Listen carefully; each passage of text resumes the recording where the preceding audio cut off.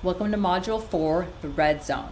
The red zone is getting into the highest levels of stress, where threats are perceived everywhere and start to get overwhelming really, really fast. The techniques for the red zone are getting more body-centric and some breathing technique-centric and focused on intensity to help you snap out of those thoughts running through your mind when you get into the red zone.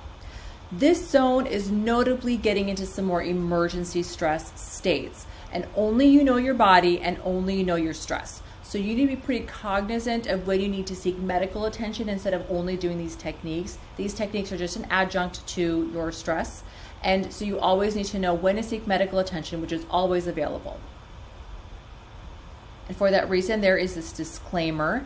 This course contains the opinions and ideas of its author, and you can read on.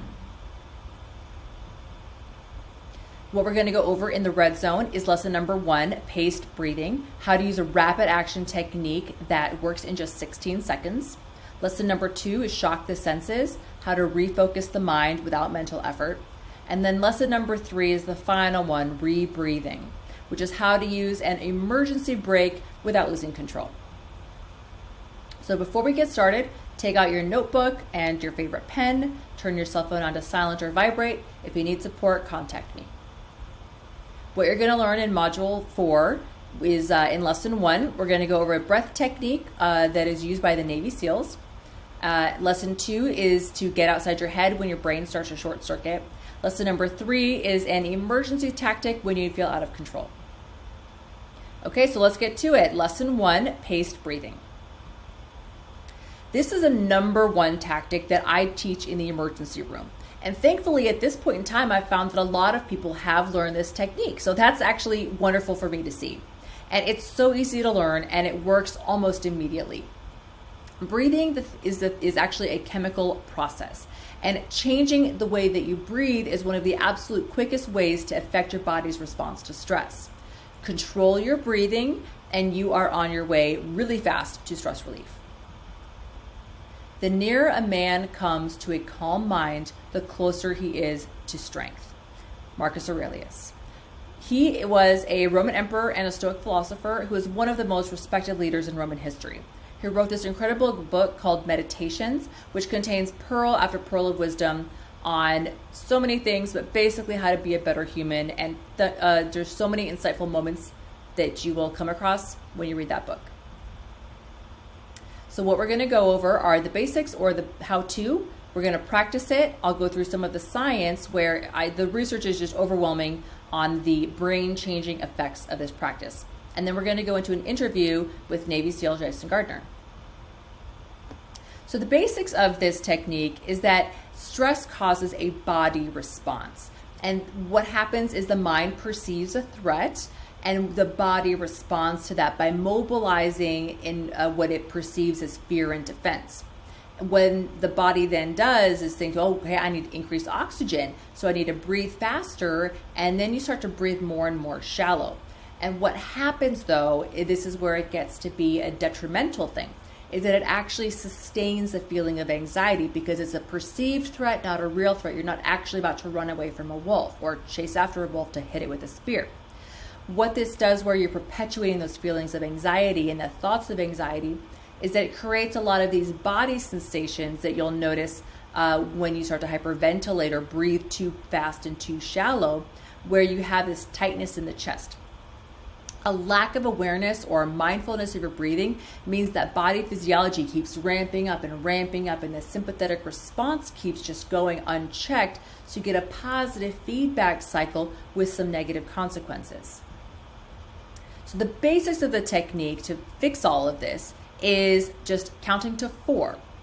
All you do is you breathe in 4, 1, 2, 3, 4. You hold for 4, 1, 2, 3, 4. You breathe out for 4, 1, 2, 3, 4, and you hold for 4, 1, 2, 3, 4. It's just that simple. So we're going to go through a practice technique or a practice round for 64 seconds. But before we get into this, I want to give you a quick little tip.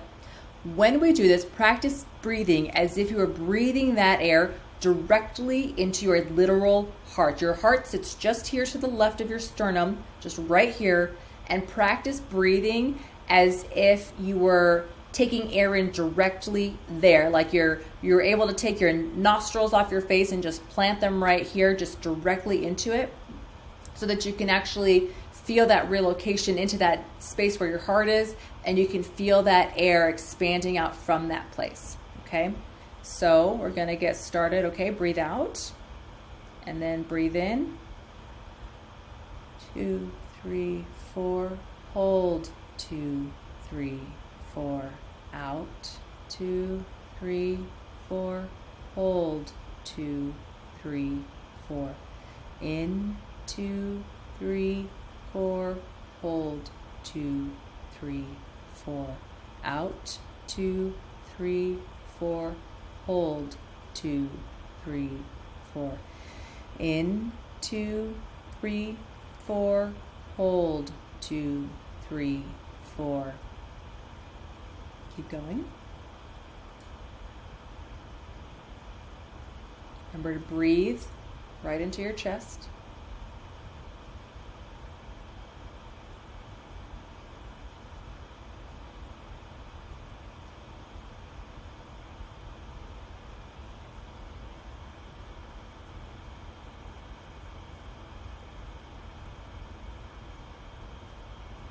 Okay.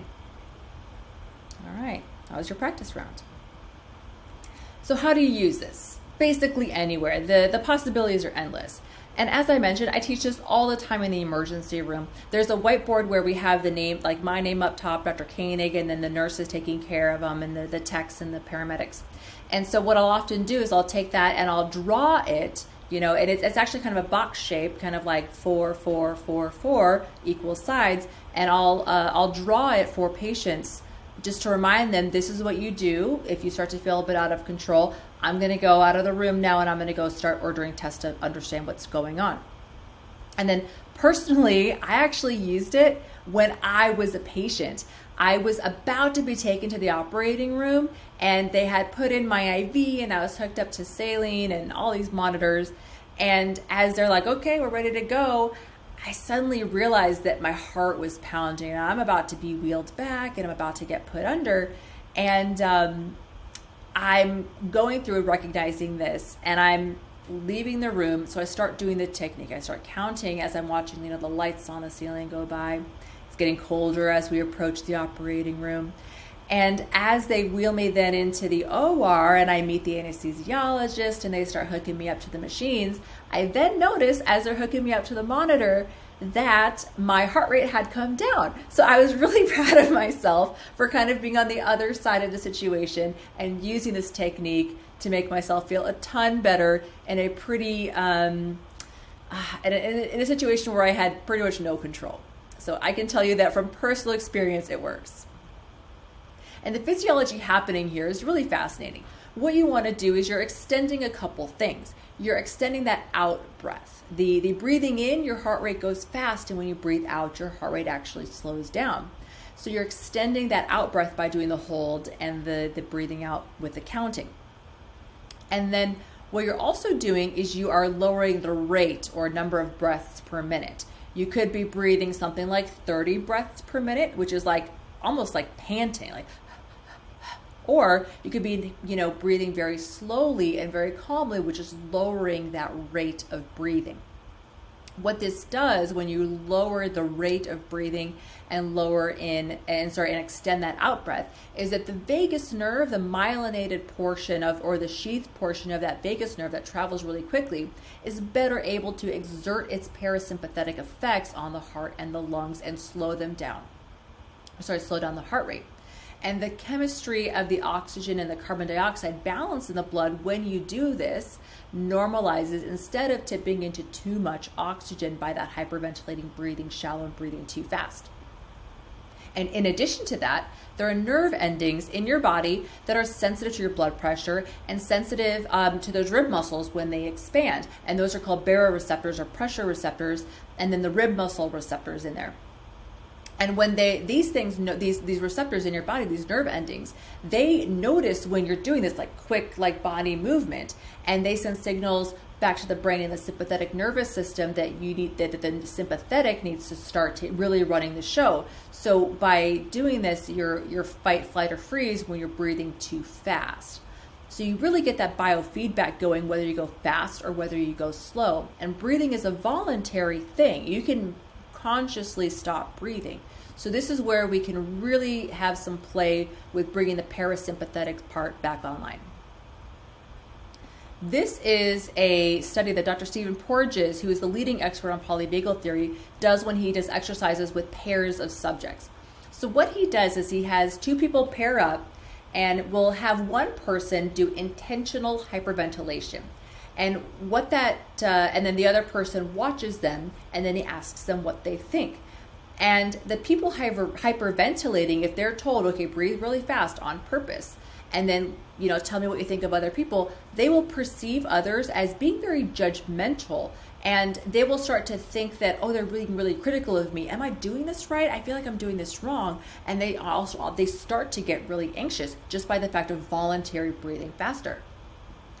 On the opposite hand, then he'll have people breathe out with long exhalations. So, you can do 4 by 4 by 4, but if you can actually increase your exhalation as you go through this, so maybe breathe in 4, hold 4, breathe out 6, and then hold 4. So the longer you can do that out breath, that actually slows your heart rate down.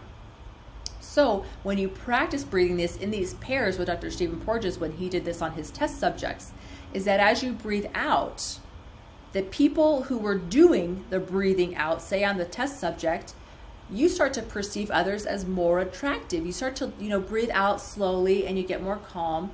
And you think, oh, everyone in this room seems so nice. I want to get to know these people better. And what's interesting is that he also took this study and he asked people who are watching the person breathing and say, what did they look like? And they commented that when the people were hyperventilating, they looked a little, scared and just their face kind of went flat. But when you breathe out and other people are observing you and are commenting on your appearance, you actually appear more attractive when you are breathing slower. So breathing calmly not only makes you feel good, but it literally makes you look good. So that is a great reason to do it, right? So now we're going to interview retired Navy SEAL Command Master Chief Jason Gardner. I do want to remind you that there is a trigger warning on this. The events that he describes are real wartime situations. Some of the details may be difficult to hear for those susceptible, so please listen with caution. So welcome to this video. I got Jason Gardner here. He is a retired U.S. Navy SEAL who spent 3 decades in the SEAL teams with deployments across the globe, both Iraq, Afghanistan, 9 deployments, right? Is that right? Mm-hmm. Yeah. Spent some time as a frontline SEAL sniper, SEAL Team 5 Command Master Chief. You were a lead instructor at the Naval Special Warfare Group 1 Training Detachment, TRADET, and you've been the recipient of the Silver Star, 2 Bronze Stars, Purple Heart, numerous other awards. Currently being a leadership instructor, speaker, strategic advisor at Echelon Front, and married to the beautiful Iris, and have 3 kids? 3 kids. 3 kids. All right. So, Jason, how are you? Good morning, Leslie. I'm doing great. How are you? Yeah, good morning. So the pace breathing is a concept for essentially slowing down the breath, but also by doing counting of the breaths. So in here, I wrote that we do a 4 by 4 kind of breathing, although it's really any kind of counting. You can do 4 by 4 by 6, 4 by 4 by 5, whatever you want to do. The key thing is that you're paying attention to the breathing and that it's slowing down. And this is one that a lot of people can relate to. You know, you hear a lot like, oh, just you're stressed out, take a breath. But in the military, you know, Navy SEALs and snipers, you're intimately familiar with this in a more formal practice. Sure. And it's another one of those things where, especially in the sniper course, when we're doing the shooting, they train us to, you know, we'll take a deep breath, we'll try and slow everything down, because when you're locked into your rifle, even your heart rate will make that reticle bounce on your target. And so they train to it in the sniper course. It's something that we talk about. Again, it's something that can be applied more widely to everything. But the first time that I was in a real firefight was in Somalia in 1995. And we were in there to pull out with the Marine Corps, or the Marines were in there. We were just augmenting the Marines to pull the UN out of Somalia. They were done. They were leaving.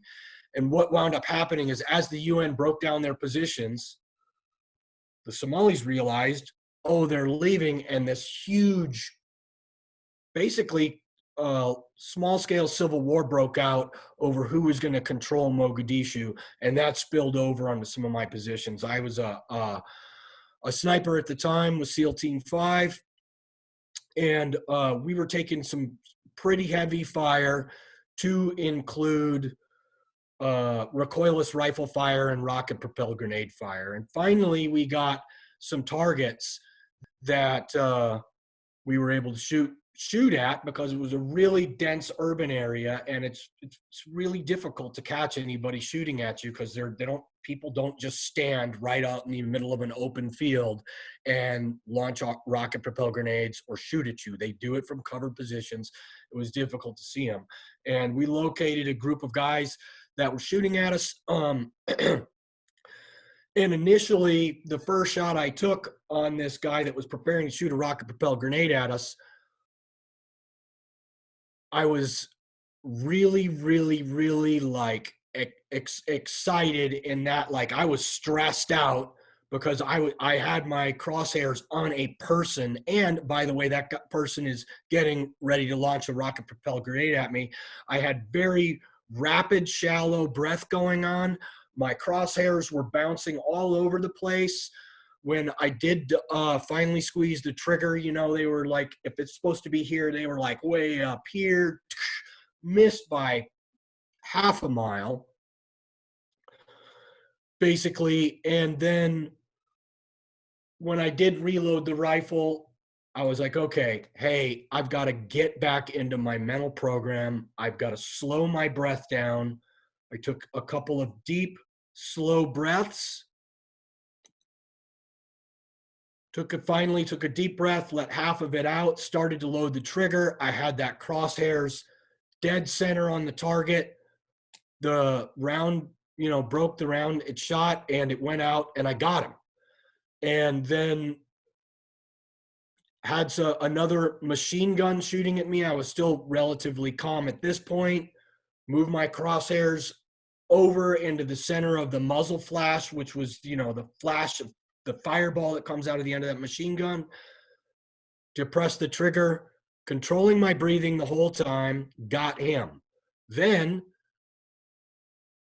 we started taking heavier fire, and a rocket-propelled grenade flew pretty close over the top of our position. It sounded like a jet coming over the top of us, right? And then the bark of this 51 caliber machine gun that was mounted in the back of a Jeep that had pulled up to the position we were shooting at, and that was firing at us. Stress levels elevated. I lost control of my breathing. I was back to this very fast, shallow breathing, and I started missing shots.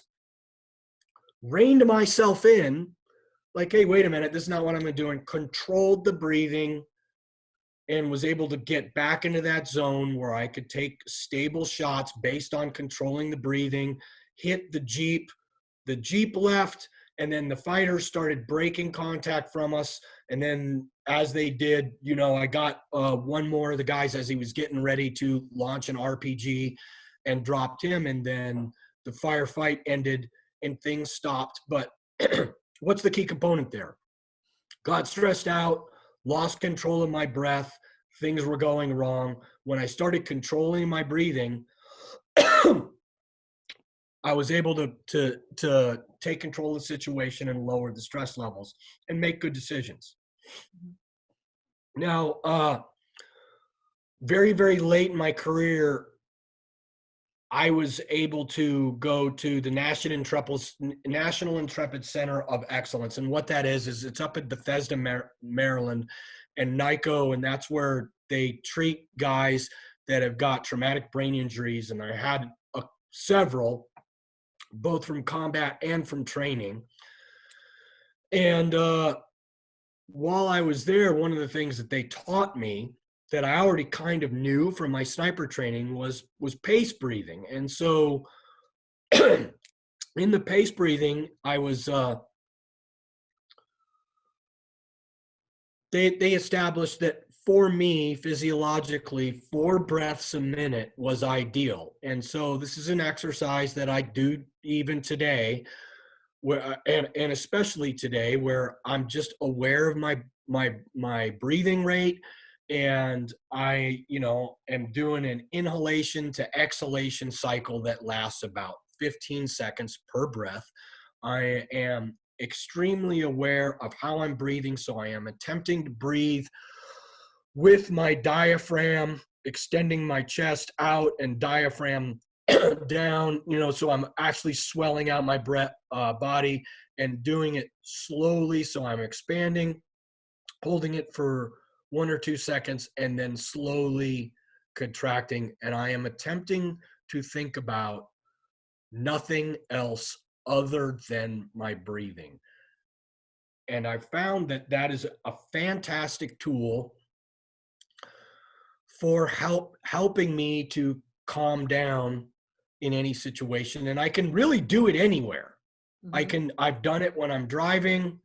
I'm not able to do it mid conversation with somebody because it's not helpful to try and talk when you're doing this, but I don't have to be in a special place to do it.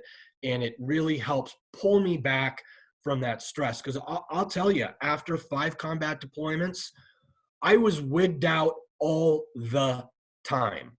And people have described to me what it is to get a panic attack. I was like, good grief, that was me 80% of the day, where my heart rate would be so high that I could actually feel it in my chest. And doing these exercises of pace for me to help calm myself down, break away from that reactive mode to a sympathetic mode, or the, I'm going from parasympathetic to sympathetic. And I think that's the right terminology. And it's been very, very helpful. Yeah, breathing is one of those great things that really pairs up the sympathetic and the parasympathetic really well, so that it's one of the voluntary ways that you can just really calm down that flight response in a voluntary way. It's really hard to do otherwise, because usually if the mind perceives a threat and then it goes through all these mental processes, shoots out all that nerve impulses to shoot out all that adrenaline, all that cortisol. And next thing you know, your heart's, firing like a jackhammer. And it's like, how do I reel this back in? And the number one way is the simple breathing. And there's a huge chemistry behind it. But it's one of the mental things you can do to calm the body down. So, and it's not only the attention. And so that you've got that aspect of it, and a lot of people think, well, I've got to be calm, but this is a way you can actually make yourself calm mid stressful situation. And okay, find a more stressful situation than people are shooting at you. Yeah. Right? They're probably not much worse than that. And if I'm able to force my breathing into a situation where I can calm down that stress response, then you can do it anywhere. Mm-hmm. Yeah. I recently had a medical procedure, and being on the other side of everything is very different experience. And I was getting wheeled back to the procedure room when I realized, oh, wait a minute, I think I'm getting a little stressed out. And, that's not the moment that you whip out your cross-legged, chanting mantra. You can't do it. No. You have about 30 seconds to calm yourself down, and you don't want to look like an idiot doing it. You're like kind of hooked up with IVs and stuff, and you're like, oh, wait a minute, I think I'm freaking out a little bit.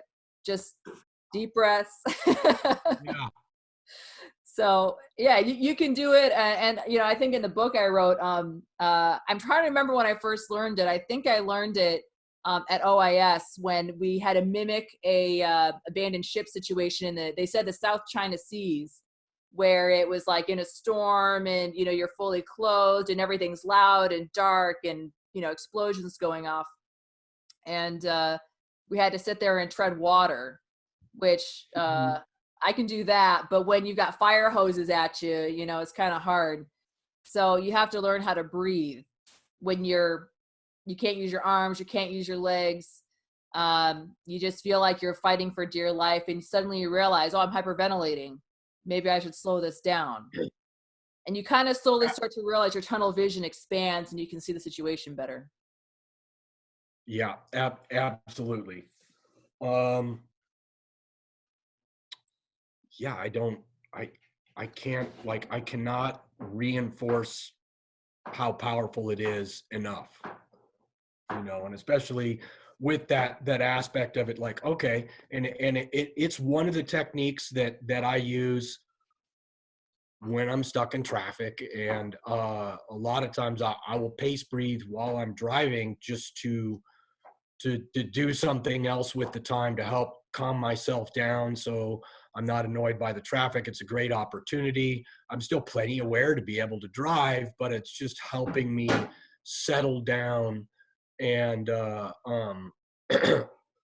reach a better state. And to a greater extent, it is you know, probably the form of meditation that I'm doing right now, and I need to explore more meditation. But the pace breathing and just being aware, because that's all I'm focused on, is inhaling and exhaling at a slow pace. Mm-hmm. Yeah, it's incredibly powerful. I mean, it's super quick, super easy. You can de-escalate within seconds, within minutes. You know, you can count one. You know, if you do even one cycle, you know, you can easily find just how much it helps. And it's not. I mean, you don't. That's something that you almost don't even have to train that much on. If you hear it once, count to 4, out for 2, or 6, you know, hold for 2, 6, you know. I mean, granted, in the span of the moment, you may forget exactly, but you go in 1, 2, 3, 4, out 1, 2, 3, 4. If you know just the basic concept of it, that is immediate. That will stop anything if you just stick with it. And sometimes it can feel right away like, well, you can't breathe. But that's the mind telling you that. You've been breathing. You've been breathing way too much. The mind's telling you something's wrong, and you have to just rise above it real quick and say, no. I may be getting shot at, but the way I'm going to get through the situation is by mentally controlling things. And it's as easy as that. It really doesn't take a whole lot of practice, and you can do it, you know, in an instant. Mm-hmm. Yep. Yeah. So yeah. Any other? Oh, let me close this window here. I'm kind of realizing there's a thing on me.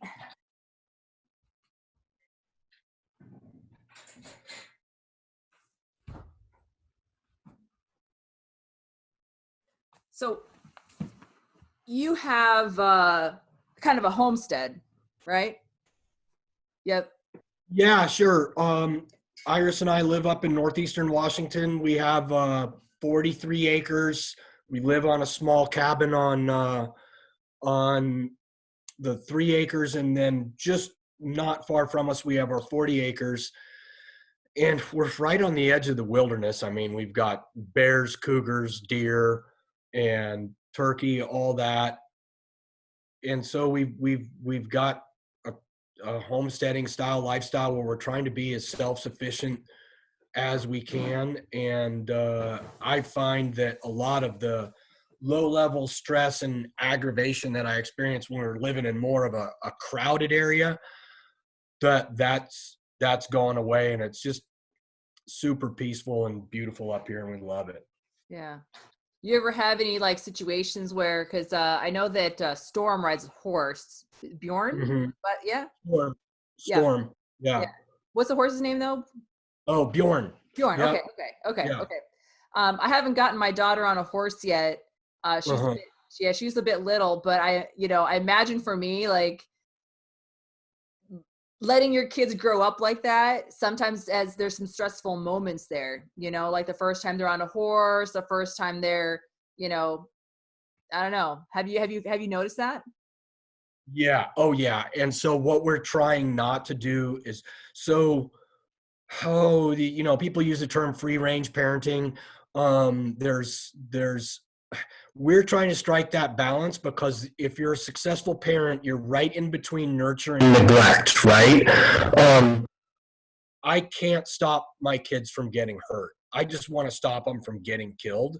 So, when she's up on a horse, we put a helmet on her for the most part. If she's out riding on the trail, now if the horse is tied up and she's just sitting bareback in the yard on the back of the horse, we don't put a helmet on her, but we take that precaution. But it is difficult when you take off those training wheels and to see them out there, but it's necessary if you're going to raise a competent adult. And Iris and I decided a while ago that our end state for parenting is that we wanted to raise kind, confident, competent adults.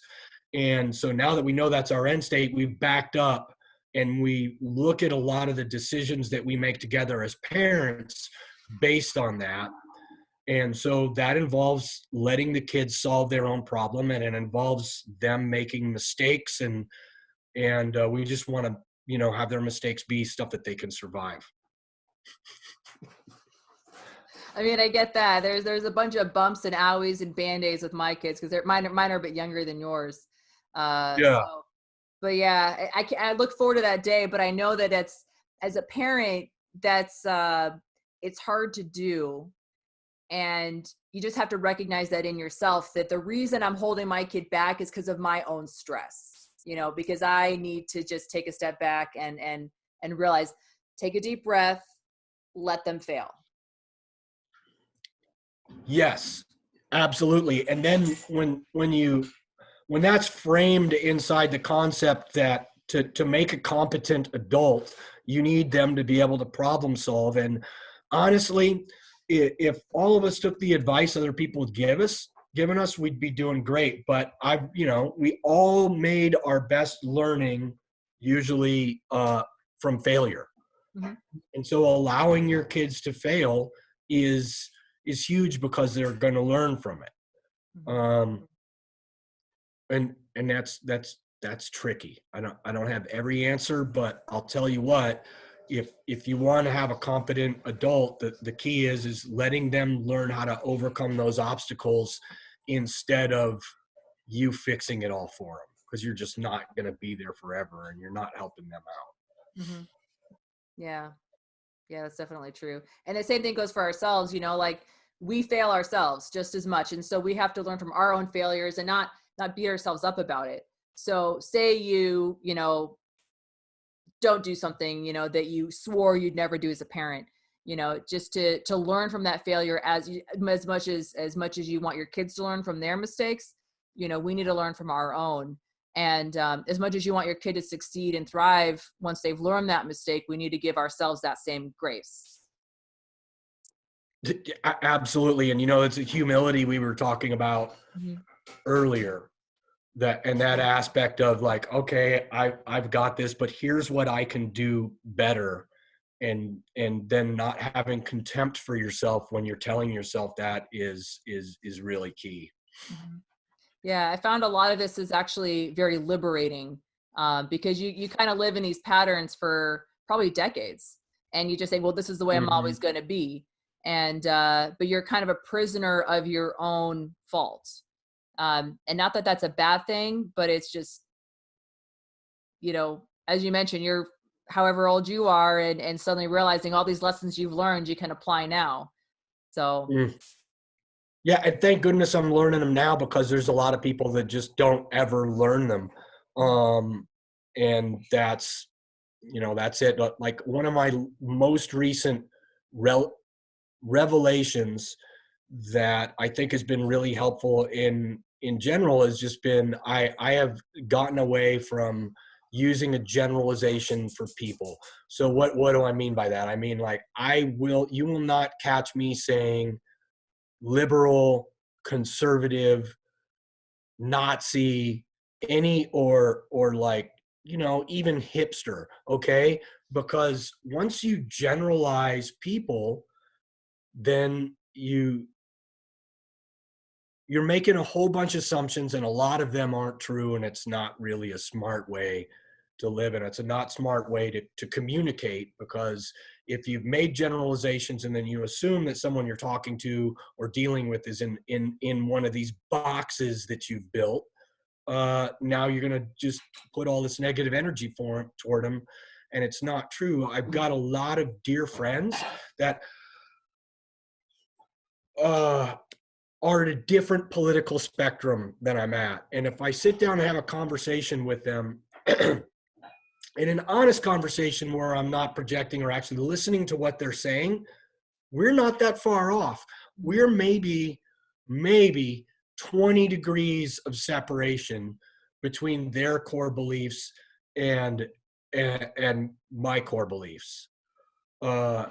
And that's close enough for everybody to be good. There's just really not, you know, room for angst and anger. And unfortunately, it seems like a lot of us are getting drawn to the extremes, because the extremes at either end of the spectrum seem to be the loudest. I'm not even sure that they're the loudest. I just think that they're the best clickbait.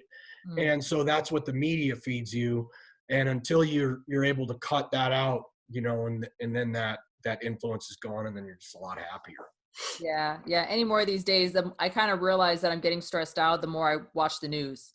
And, you know, it's good to be appraised of a situation, but the minute that it starts dividing our nation, dividing you from your friends and family, I don't know if it's for the greater good, and just recognizing, it's stressing me out. It's causing me more harm than the good of education I'm getting from it. So kind of recognizing those physical cues, you know, taking a deep breath and just having that introspection of, you know, this is just clickbait. Why am I doing this? So taking that step back. And the media outlets are doing the clickbait because it makes them money. Right. And they know that we're all genetically programmed that if something's alarming, we want to pay attention to it because it could be a possible threat. So then they're just going to throw up all these things to try and alarm you, so you'll actually sit down and watch the news show or click on the article to get more traffic on that stuff. And honestly, it's not new. We've been doing it forever.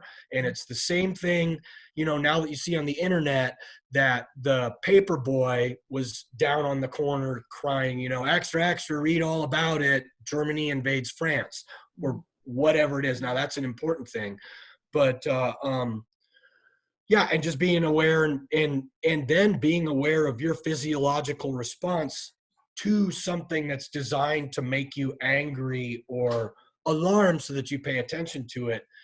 And if you're watching the news all day, then you just wind up being angry all day. And I don't care what end of the political spectrum you're at, there's some media that's going to feed your cognitive bias and wig you out. Mm-hmm.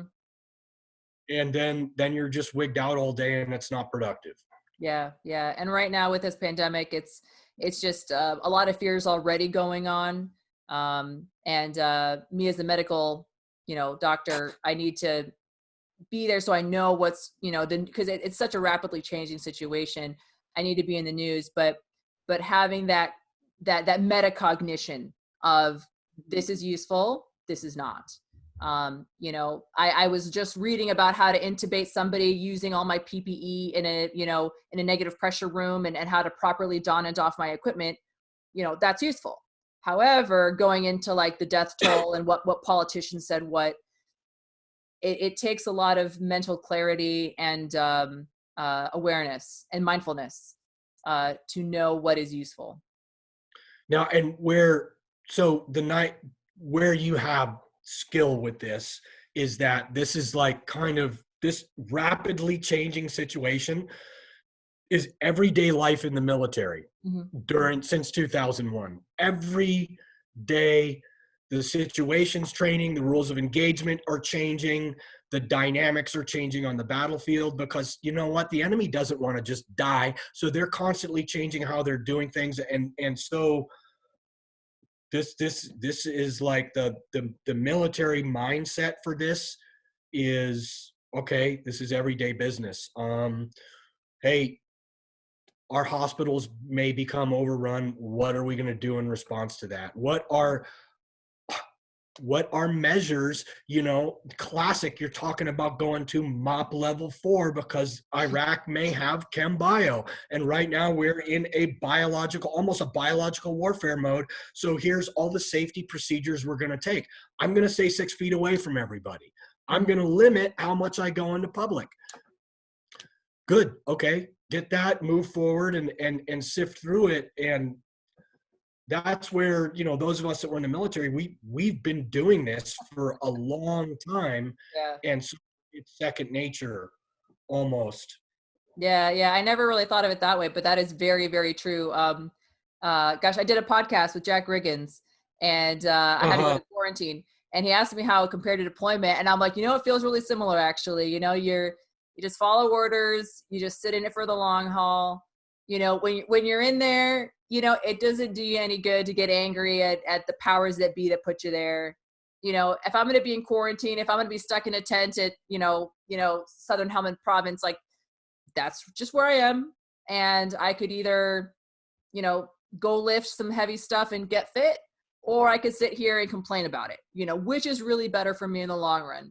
So yeah, I think a lot of us in the military, we get used to that tempo and that way of being, I guess. So we are, and the constant change. And what?